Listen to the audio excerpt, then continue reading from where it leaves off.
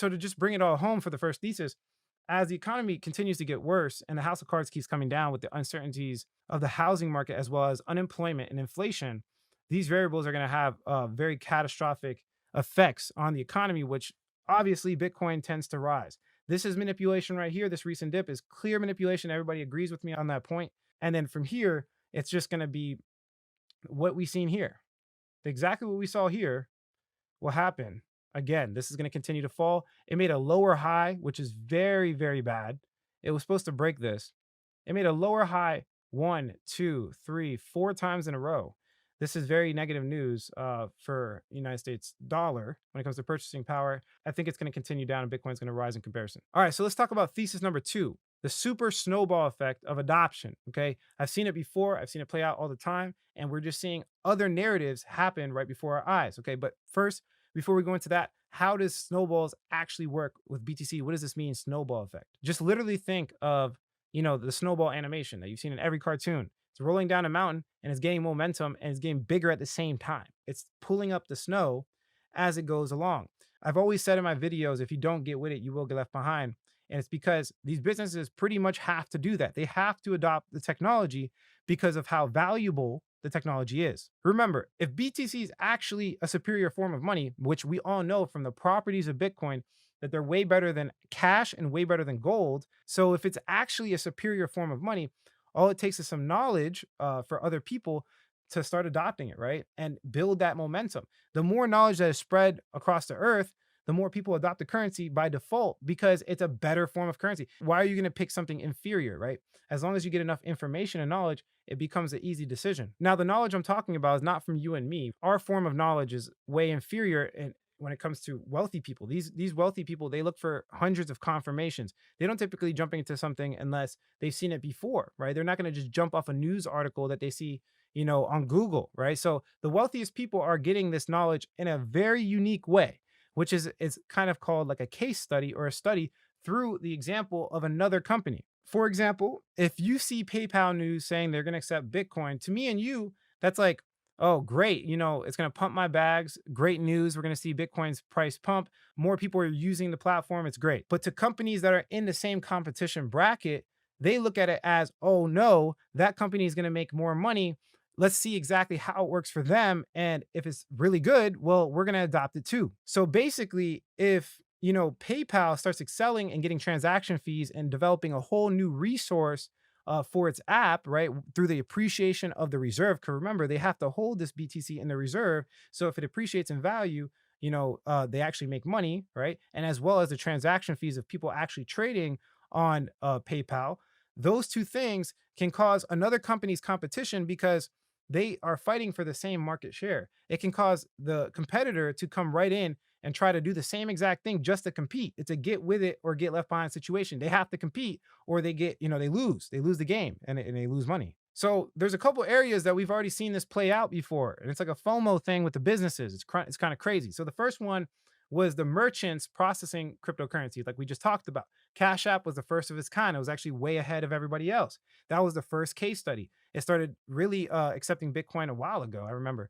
And the fees that they generated and the user interest that they got on Cash App was enough for PayPal. They had literally had no choice. They had to accept cryptocurrencies themselves, and they did. Okay. And then from there, it ultimately came to Apple.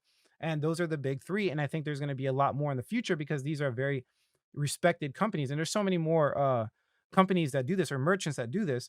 And they provide it as a product. So there's other areas as well. So the second one is publicly traded companies putting Bitcoin on their balance sheet. So if we have Michael Saylor and MicroStrategy doing this massive thing, kind of leading the charge, right?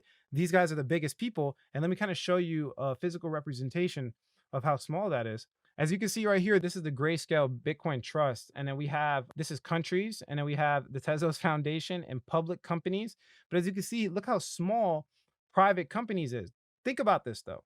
Think about this. This is literally a public, if any other public companies come out and start adopting Bitcoin and putting it on its balance sheet, it's going to cause this ripple effect or this snowball effect to get other companies in. And look how small it is in comparison to other reserves, right? You can see how small it is and how much more room it has to grow. So we saw the merchant side play out with users. Now we could potentially see a lot of public companies coming out as an open case study to Michael Saylor. So if he's dollar cost averaging right now, and everybody's watching this before he keeps buying the dip. And if that ever plays out in a slightly positive way, he's already positive. He's already made a lot of money and has wowed a lot of people. If it continues to go that way, then we can potentially see, a huge snowball effect of other public companies. And then the last snowball effect that's probably going to blow up Bitcoin is the fact that now countries are adopting it as legal tender, and it's very serious. It's more serious than you think. You could clearly see in this video the conviction in the El Salvadorian president's voice when he says he wants to be like a forward thinker when adopting Bitcoin. You can see countries, like complete other countries following and people adopting Bitcoin after El Salvador already happening. And then you can clearly see he's explaining the snowball effect of countries adopting Bitcoin. And then the kind of final, just to put the cherry on top, I want to show you guys this actual adoption curve in comparison to every other adoption curve ever made with public companies. You could see by Raoul Pal right here, we're enjoying all volatility. Without the volatility, if you focus on other things, you could see that they're comparing to the global internet users right here from 1992 to 2006 in comparison to crypto users. We're having actually way more growth, and it's being adopted faster than the internet. Cryptocurrency is being adopted faster than the internet. I just want to conclude this video. We went over a couple of theses. There's obviously more. I can make a large one for Ethereum and layer 2 technology, as well as the innovations and stuff like that with altcoins. I wanted to make this about Bitcoin. If you guys want me to make more theories about, the altcoin market or Ethereum, leave a comment below. Make sure to subscribe to the channel, share this with somebody, and of course, like the video. That's like given. If you're not liking my videos, I honestly don't know what you're doing. So just to wrap it up, Bitcoin in the long term is going to be great. It's going to be fine. I know a lot of people are stressing, but there's no need to stress. The worst thing you could do right now is stop researching. If you quit now, this is the time you lose. It's literally given to the people that last the longest in every industry on planet Earth. I don't care what business you're in. The people that usually win are the ones that last and stick it out. It's a marathon, not a race. And you really need to think of it that way. So if you lack conviction, there's a couple of theses you could think about, right? The snowball effects we talked about that are happening currently right now, as well as the current macro conditions that are pretty much built for Bitcoin. The opposite way. Bitcoin was built for these macro conditions. And like Michael Saylor said, and a lot of other people, I much rather hold Bitcoin rather than USD. That's a given. But yeah, that's it for this video, guys. If you appreciate the content, subscribe to the channel. Or no, that's it. What did I say again? I don't even remember what I say. But that's it for this video, guys. If you like the quality of this content, hit like. If you don't, leave some constructive criticism. Subscribe for more video updates. And like I always say, if you don't get with it, you will get left behind. Thanks for watching this video, guys. Catch you in the next one.